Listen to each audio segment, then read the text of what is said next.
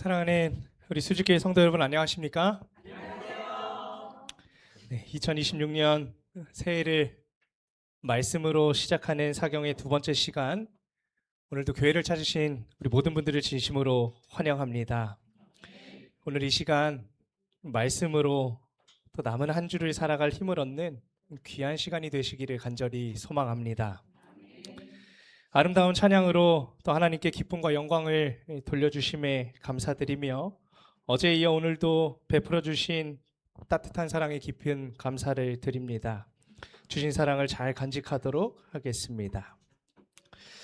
어제 우리는 고난을 바라보는 관점을 바꾸고, 고난은 결코 이상한 일이 아니라 우리 인생의 기본값이라는 말씀을 함께 나누었습니다. 평안이 아닌 고난을 우리의 삶의 기본값으로 두었을 때 우리는 비로소 해석되지 않았던 우리의 인생의 수많은 문제들을 풀 수 있다는 것을 우리가 함께 살펴보았습니다.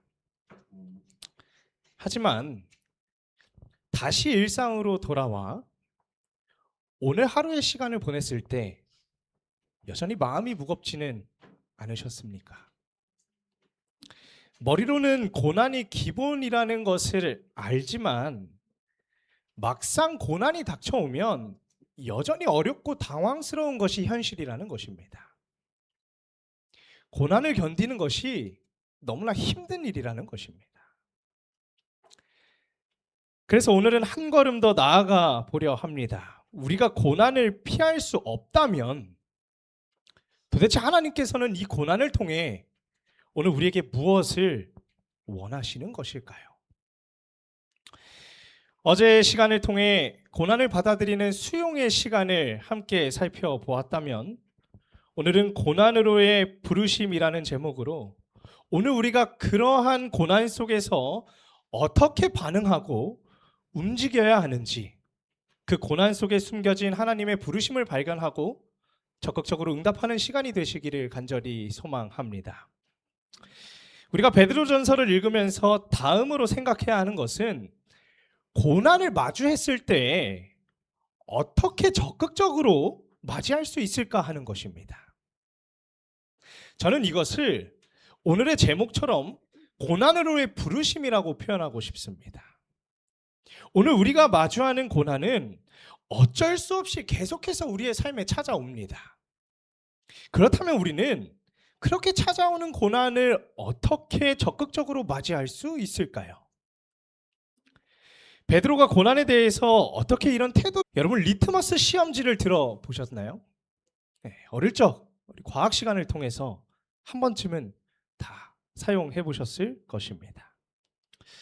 고난이라는 것이 이 리트머스 시험지와 같이 무엇인가를 확인할 수 있다라는 것입니다. 리트머스 시험지는 어떤 물질의 성질을 종이에 나타나는 색깔의 변화를 통해서 알아보는 것입니다.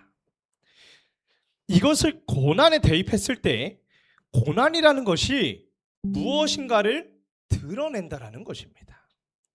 고난이라는 것에 어떤 의미가 담겨 있다라는 것입니다. 그 첫 번째가 바로 조금 전에 말씀드렸던 고난의 성격을 통해서 나와 그리스도와의 관계를 볼 수 있는 것입니다. 이것이 베드로가 가지고 있었던 첫 번째 사상입니다. 요한복음 15장의 말씀을 보시면 예수님께서 이렇게 말씀하셨습니다. 내가 너희에게 종이 주인보다 더 크지 못하다 한 말을 기억하라.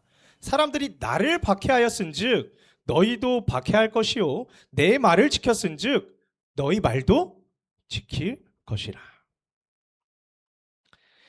사람들이 나를 박해했은즉 너희도 박해한다. 이 말씀을 보면 고난이 굉장히 특별합니다. 사람들이 내 이름으로 말미암아서 모든 일을 너희에게 하겠다라는 것입니다. 다시 말해 예수님을 박해한 사람이라면 누구도 박해한다라는 것입니까? 예수님을 믿는 사람도 박해한다는 것입니다. 예수님께서 박해를 받으셨으면 예수님을 믿는 사람도 박해받는다는 것입니다. 그렇다면 내가 박해를 받는다는 것은 어떤 증거가 되는 것입니까? 예수님을 믿는다는 증거가 되는 것입니다. 계시록에도 이러한 내용이 나타나고 있습니다.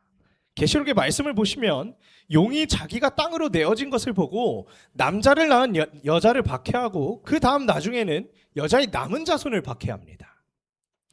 이 셋이 다 같은 편입니다. 예수님과 교회와 남은 자손이 다 같은 편이라는 것입니다. 같은 편이기 때문에 용이 지금 어떻게 하고 있는 거예요? 박해하는 것입니다. 세 무리가 용에게 같은 핍박을 받는다는 것입니다. 이것은요, 정체성을 드러내는 것입니다. 이러한 관점에서 바라보았을 때 베드로에게 있어서 고난이라는 것은 하나의 정체성을 확인하는 시금석이 된다는 것입니다. 우리가 고난을 받았을 때 예수님께서도 고난을 받았음을 생각하며 오늘 우리가 받는 고난을 그리스도인이라는 증거가 된다는 것이 베드로가 말하고 있는 논리가 되는 것입니다. 어떻게 보면 그 논리가 조금은 불편한 논리가 될 수는 있지만 베드로는 지금 이렇게 위로를 하고 있는 것입니다. 같은 편이면 같은 고난을 받게 되는 것, 이것이 세상의 이치라고 위로하고 있는 것입니다. 그러면서 베드로는 더 나아가서 고난을 받는 이들에게 그리스도의 고난에 참여하는 것을 즐거워하라는 말까지 더하고 있는 것입니다. 고난을 받는 너희는 그리스도와 같은 편이니까 고난을 받는 것이고, 그렇기에 그리스도와 같은 고난을 너희는 받을 수밖에 없으니 고난을 즐거워하라는 것입니다. 그러면서 한 가지 더 덧붙이는 말은 그리스도의 이름으로 치욕을 당하면 오히려 그것이 복이 있다라고 말하고 있는 것입니다. 고난을 통해서 오늘 우리가 그리스도인이라는 사실을 입증할 수 있기 때문에 복이 있다라는 논리를 베드로가 권면하고 있는 것입니다.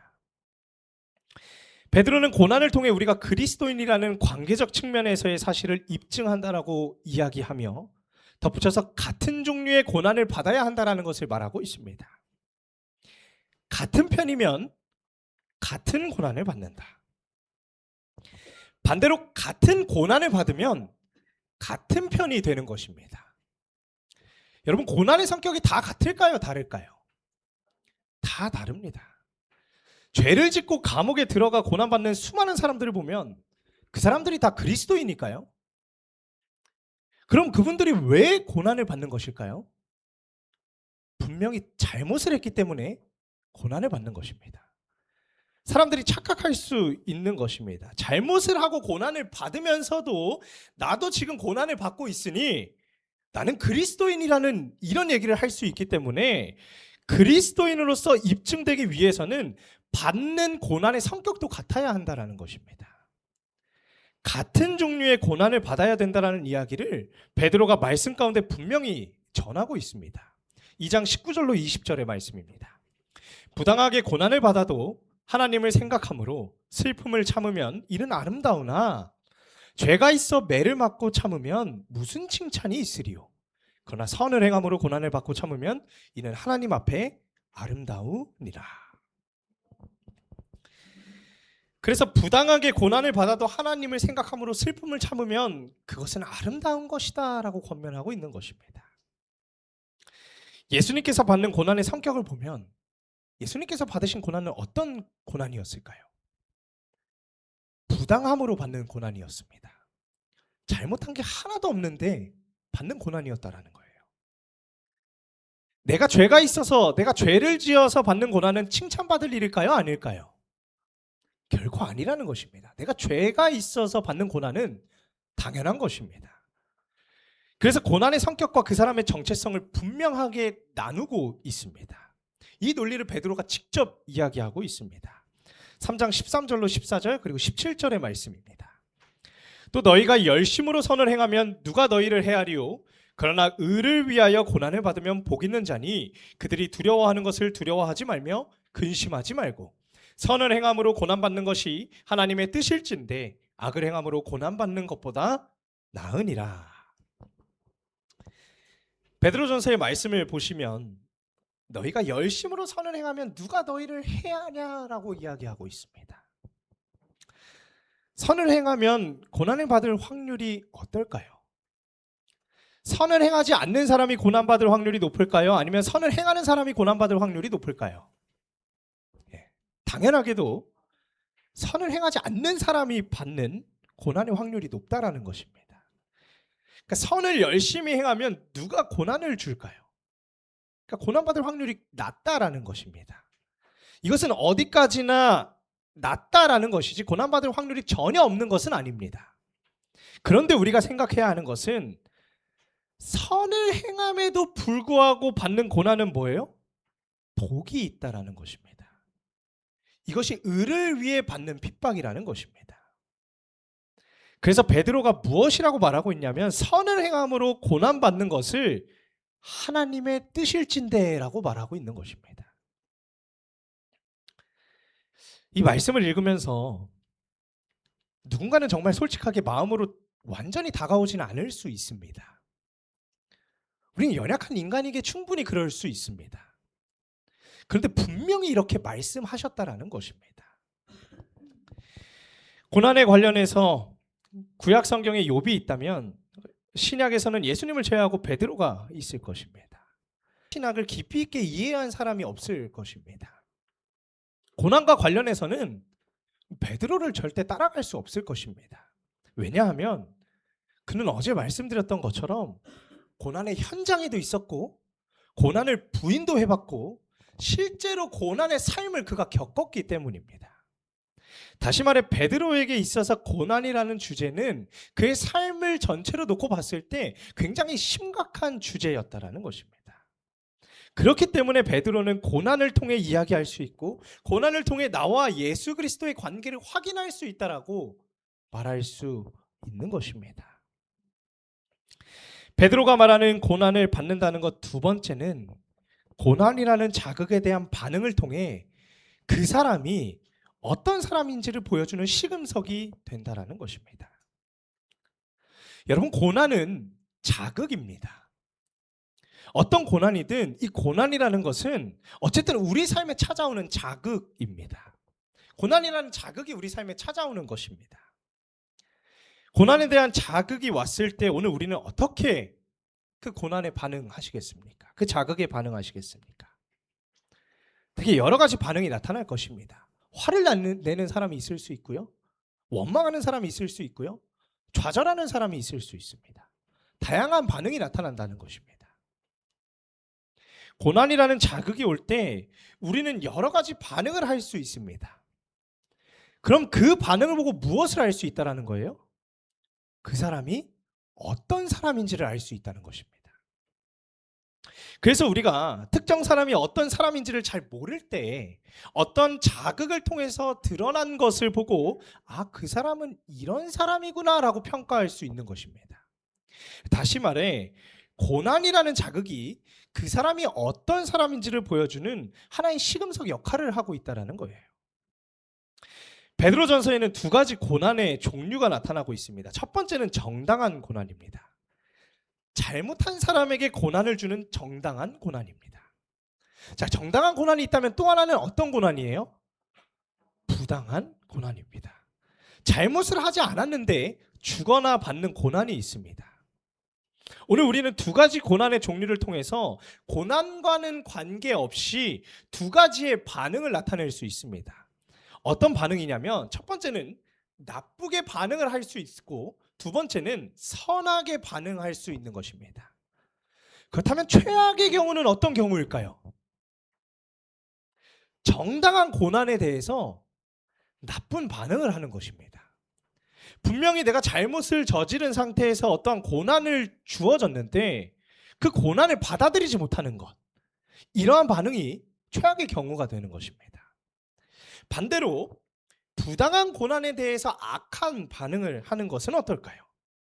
당연한 것입니다. 당연히 그렇게 반응할 수 있다는 거예요. 이것으로 그 사람이 나쁘다고 평가할 수는 없습니다. 그런데 여기서 우리가 주목해야 하는 것은 무엇일까요? 부당한 고난에서 어떤 반응을 보이는 것입니까? 부당한 고난에서 선한 반응을 보이는 것입니다. 여러분, 이것이 가능할까요? 부당한 고난을 마주했을 때 선한 반응을 보이는 사람, 그 사람은 어떤 사람일까요? 오늘 우리는 그렇게 반응할 수 있을까요? 과연 정말 그렇게 반응하는 사람이 있을까 생각할 수 있다는 것입니다. 그런데 진짜 이렇게 반응을 한 사람이 있습니다. 우리가 너무나도 잘 아는 예수님입니다. 예수님께서 손에 못이 박히실 때 어떤 반응이 나와야 정상일까요? 우리가 한번 생각해 보겠습니다. 우리가 장난으로라도 뭐 가족이나 친구들이나 좀 투닥거리다 보면 그 강도가 점점 세질 때가 있습니다. 그러니까 장난으로 한 것을 다 아는데 아플 때는 어떻게 해요? 화가 나요. 험한 말이 나오는 것입니다. 근데 예수님께서는 어떠셨을까요? 손에 못이 박히는 상황 속에서는 아무리 착한 마음을 가지고 있는 사람일지라도 험한 말이 나와야 정상이라는 것입니다. 그러니까 험한 말이 나올 수밖에 없다라는 거예요. 그것이 결코 나쁜 것이 아니라 정상적이라는 것입니다. 그런데 예수님께서는 지금 그곳에서 부당한 고난을 당하고 있는 중에 무엇을 하고 계십니까? 기도하고 계십니다. 오히려 못지라는 사람을 걱정하고 있으셨다라는 거예요. 우리가 한번 생각해 보겠습니다. 지금 누구를 걱정해야 되는 상황입니까? 자기 자신을 걱정해야 되는 상황인데 예수님의 모습은 부당한 고난을 받고 있는 와중에도 다른 사람을 걱정하는 모습을 보여주고 계시다라는 것입니다. 예수님의 모습을 볼 때 부당한 고난에 대해 선한 반응을 한다라는 것은 그 존재가 어떤 사람인지를 여실히 보여주는 증거가 되는 것입니다. 그래서 예수님에 대해서 이런 말을 할 수 있는 것입니다. 예수님께서 받으신 고난, 예수님께서는 정당한 고난을 받으신 적이 단 한 번도 없다라는 거예요. 예수님께서 당하신 고난은 모두 무슨 고난이었다라는 것입니까? 부당한 고난이라는 것입니다. 그런 부당한 고난을 당하시면서도 예수님께서 보여주신 반응은 악한 반응이 결코 아니었다라는 것입니다. 선한 반응을 보여주셨다라는 거예요. 이것을 통해 우리가 알 수 있는 사실이 있습니다. 그것은 오늘 우리의 모습을 보았을 때, 오늘 우리의 모습을 돌아봤을 때 우리는 과연 예수님과 같은 마음과 태도를 가졌는지 아니면 그렇지 않은지, 이것은 고난에 대한 우리의 반응 여부에 따라 달라진다는 것입니다. 그렇기 때문에 베드로는 오늘 우리에게 똑같은 반응을 하라고 권면하고 있는 것입니다. 3장 8절로 9절의 말씀입니다. 마지막으로 말하노니 너희가 다 마음을 같이하여 동정하며 형제를 사랑하며 불쌍히 여기며 겸손하며 악을 악으로 욕을 욕으로 갚지 말고 도리어 복을 빌라. 이를 위하여 너희가 부르심을 받았으니 이는 복을 이어받게 하려 하심이라. 내가 마지막으로 말하는데 너희가 마음을 같이해서 동정하고 형제를 사랑하고 불쌍히 여기라고 베드로는 말하고 있는 것입니다. 그 다음에 이어서 말하기를 악을 악으로 갚지 말고 욕을 욕으로 갚지 말고 부당한 고난에 악으로 대응하지 말라고 권면하는 것입니다. 다시 말해 오늘 우리에게 예수님과 똑같이 반응하라고 권면하는 것입니다. 이것이 베드로의 권면이 되는 것입니다. 9절의 마지막 말씀을 보면 이런 표현이 있습니다. 이를 위하여 너희가 부르심을 받았으니 이는 복을 이어받게 하려 하심이라는 말씀입니다. 이 말씀이 여러 번역으로 나누어질 수 있는데 영어 번역을 보면 knowing that you are called to this라고 말하고 있습니다. 너희들이 이것을 위해서 부름을 받았던 것을 알아라 라고 표현하고 있습니다. 그러면서 이어서 뭐라고 말하냐면 that you inherit while blessing, 그러니까 축복을, 유산을, 유업을 이어받는 것입니다. 그러니까 너희들이 하늘의 유업을 언제 받을 수 있냐면 while blessing이라고 영어는 표현하고 있습니다. 다른 사람을 축복하는 동안 하나님의 유업을 우리가 받을 수 있다는 것입니다. 오늘 우리의 삶을 한번 돌아보겠습니다. 우리 삶에 누군가가 우리에게 부당한 고난을 줄 때 그때 복이 나오십니까? 복이 나오기는커녕 험한 말이 나온다는 것입니다. 그렇게 되었을 때 복의 유산이 내려오다가 오늘 우리의 입 때문에 어떻게 되는 거예요? 다시 복의 유산이 날아갈 수 있으니 끝까지 다른 사람을 축복하라고 권면하고 있는 것입니다. 다른 사람을 축복하는 동안 오늘 우리에게 복의 유산이 계속해서 내려지기 때문에 오늘 우리 삶에서 계속해서 다른 사람을 축복하라는 것입니다. 그러한 논리를 지금 베드로가 말씀을 통해 권면하고 있다는 것입니다. 그리고 이어서 베드로는 우리에게 두 가지 권면을 더하고 있습니다. 고난이 다가올 때 고난 자체를 바라보면 선한 반응이 나오기가 당연히 어렵습니다. 그래서 어제 말씀을 통해서 고난의 관점을 바꾸라고 말씀을 드렸습니다. 감사하게도 베드로는 오늘 우리에게 고난이 다가올 때 우리의 시선을 바꿀 수 있는 우리가 집중해야 되는 몇 가지를 함께 말해주고 있습니다. 베드로전서 3장 10절로 12절의 말씀입니다. 그러므로 생명을 사랑하고 좋은 날 보기를 원하는 자는 혀를 금하여 악한 말을 그치며 그 입술로 거짓을 말하지 않고 악에서 떠나 선을 행하고 화평을 구하며 그것을 따르라. 주의 눈은 의인을 향하시고 그의 귀는 의인의 간구에 기울이시되 주의 얼굴은 악행하는 자들을 대하시느니라 하였느니라. 생명을 사랑하고 좋은 날 보기를 원하는 자는 혀를 금하며 악한 말을 그치고 그 입술로 거짓을 말하지 않고 악에서 떠나 선을 행한다라고 말하는 것입니다. 다시 말해 무엇을 바라보라고 말하는 것입니까? 생명을 사랑하고 좋은 날 보기를 원하는 것. 즉 우리의 눈이 고난이 아닌 생명을 보고 좋은 날을 바라보라는 것입니다. 그 너머를 바라보라는 것입니다. 그러한 사람에게는 고난이 보이는 것이 아니라 생명과 사랑과 좋은 날이 보여진다는 거예요. 그리고 그것에 반응하라는 것입니다. 고난에 반응하지 않고 지금 선한 것을 바라보며 그 선한 것에 반응하라는 것이 베드로가 주는 권면이라는 것입니다. 고난을 무시하는 것, 이것이 첫 번째 권면입니다. 두 번째 권면은 하나님의 공의를 바라보라는 것입니다. 2장 22절로 23절의 말씀입니다. 그는 죄를 범하지 않으시고 그 입에 거짓도 없으시며 욕을 당하시되 맞대어 욕하지 아니하시고 고난을 당하시되 위협하지 아니하시고 오직 공의로 심판하시는 이에게 부탁하시며. 베드로는 말하기를 예수님께서 하셨던 것처럼 고난 자체를 바라보는 것이 아니라 고난과 우리 사이에 있는 하나님의 공의를 바라보라는 것입니다. 이것이 바로 고난을 대하는 우리가 가져야 할 심리적인 전술이 되는 것입니다. 사랑하는 성도 여러분, 오늘 우리의 모습은 어떻습니까?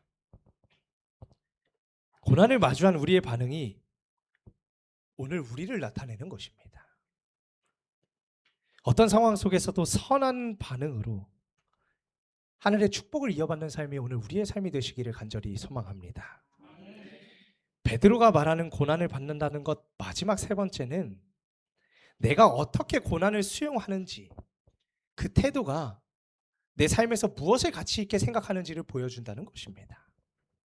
고난을 마주한 내가 어떻게 그 고난을 수용하고 있는지 그 태도가 오늘 나의 삶에서 나는 무엇을 가치 있게 여기고 있는지를 보여준다는 것입니다. 고난을 수용하는 여부가 내가 지금 무엇을 중요하게 생각하고 있고 무엇을 의미 있게 두고 살아가고 있는지를 보여주는 것입니다. 베드로는 이렇게 권면하고 있습니다. 4장 1절로 2절의 말씀입니다. 그리스도께서 이미 육체의 고난을 받으셨으니 너희도 같은 마음으로 갑옷을 삼으라. 이는 육체의 고난을 받은 자는 죄를 그쳤음이니 그 후로는 다시 사람의 정욕을 따르지 않고 하나님의 뜻을 따라 육체의 남은 때를 살게 하려 함이라. 예수님께서 고난을 받으셨을 때 어떠한 마음가짐이 있으셨을 것입니다. 그럼 그 마음가짐을 우리도 어떻게 하라는 것입니까? 우리도 그 마음가짐을 가지라는 것입니다. 그렇다면 예수님께서 어떤 마음을 가지셨을까요? 예수님께서 가지셨던 마음가짐이 다음 성경절에 이어서 나타나고 있습니다. 이는 육체의 고난을 받는 자는 죄를 그쳤음이니 그 후로는 다시 사람의 정욕을 따르지 않고 하나님의 뜻을 따라 육체의 남은 때를 살게 하려 함이다 라고 말하고 있습니다. 이것이 무엇을 의미하는 것일까요? 여기서 고난의 반대말로 무엇이 나오고 있냐면 고난받은 사람이 죄를 그쳤다라고 말하고 있습니다. 우리가 두 가지 방향을 한번 보시겠습니다. 저 오른쪽에는 무엇이 있습니까? 하나님의 뜻이 있습니다. 왼쪽에는 무엇이 있습니까? 정욕이 있습니다. 우리가 살아가면서 더 쉬운 것은 무엇을 추구하며 살아가는 것일까요? 당연하게도 정욕을 추구하며 사는 것이 편안합니다. 그것이 우리의 인생을 편안하게 살아갈 수 있도록 합니다. 그렇다면 하나님의 뜻은 오늘 우리가 추구하는 것과 같은 방향에 있을까요? 아니면 반대 방향에 있을까요? 반대 방향에 있다는 것입니다. 하나님의 것을 추구하려면 오늘 우리는 하나님의 뜻을 추구하기 위해서 반드시 넘어야만 하는 산이 있다는 거예요. 그것이 바로 고난이라는 것입니다. 다시 말해 이것은 하나님의 뜻을 따르는 것이 결코 편하지 않다라는 것입니다. 우리가 본능적으로 고난을 추구하는 것보다 무엇을 추구하는 것이 훨씬 편안하고 쉬운 것입니까? 그렇기 때문에 왼쪽으로 치우치는 삶, 정욕을 추구하며 사는 것이 오늘 우리 삶이 훨씬 쉽다라는 것입니다. 그런데 어떤 한 사람이 왼쪽을 선택하지 않고 오른쪽을 선택해서 갈 때 그것은 무엇을 의미하는 것일까요? 오른쪽에 무엇인가 굉장한 것이 있다는 것을 생각할 수 있는 것입니다. 고난의 길이라는 사실이 분명한데도 불구하고 그 방향을 선택해 나아간다는 것은 이 사람이 지금 추구하고 있는 것, 이 사람이 지금 그 가치를 얼마나 소중하게 여기고 있는지를 보여주는 개념이 된다는 것입니다. 예를 하나 들어보겠습니다. 저희가 병원을 갈 때 통증의 척도를 볼 때가 있습니다. 1부터 10까지 아픈 부위나 아픔을 숫자로 말하는 것입니다. 많이 아플 때는 10을 말하고 조금 아플 때는 1을 이야기하는 것입니다. 이것을 NRS 통증 척도라고 하는데 오늘 사람마다 이것이 있다라고 생각해 보겠습니다.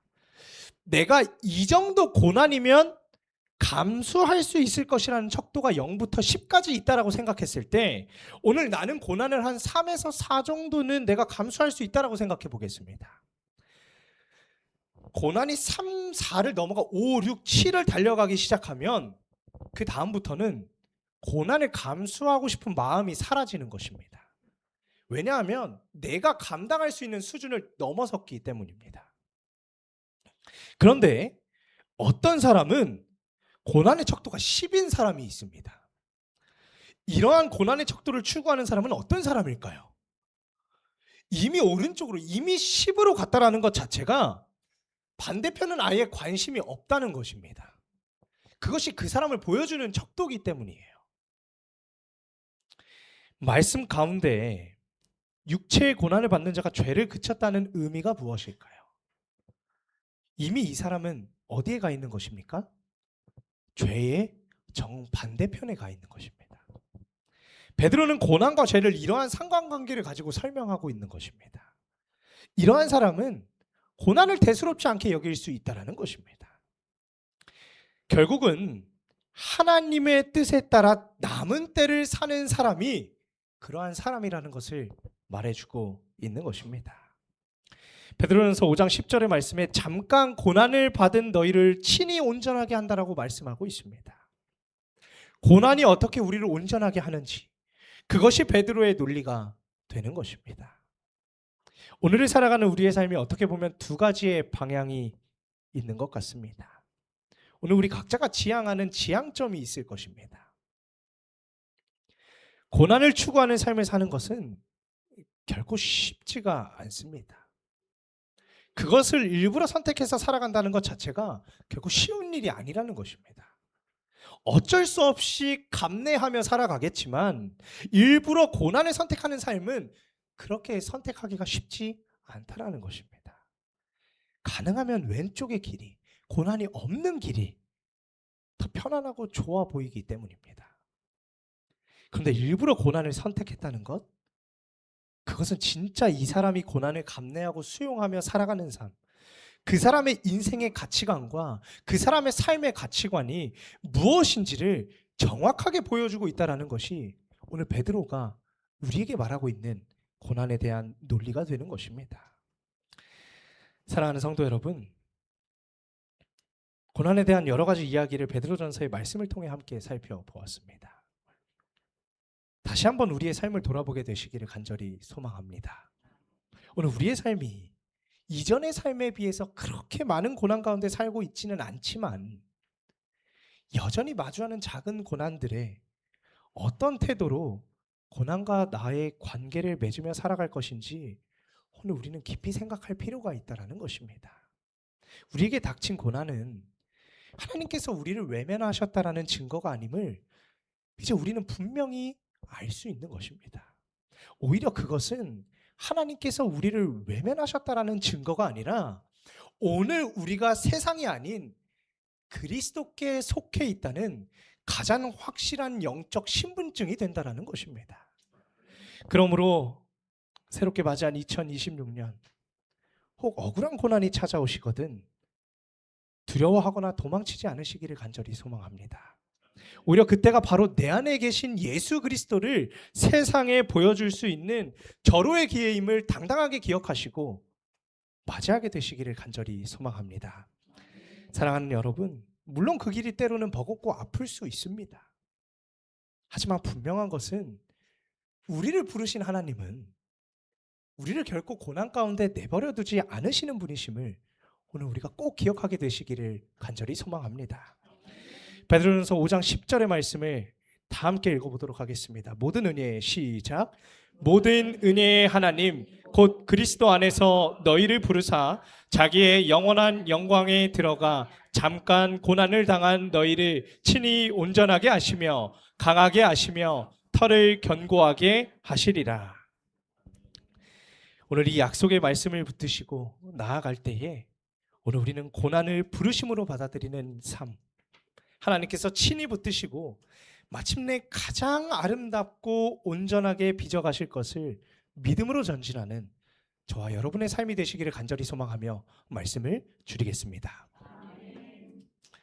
기도하시겠습니다.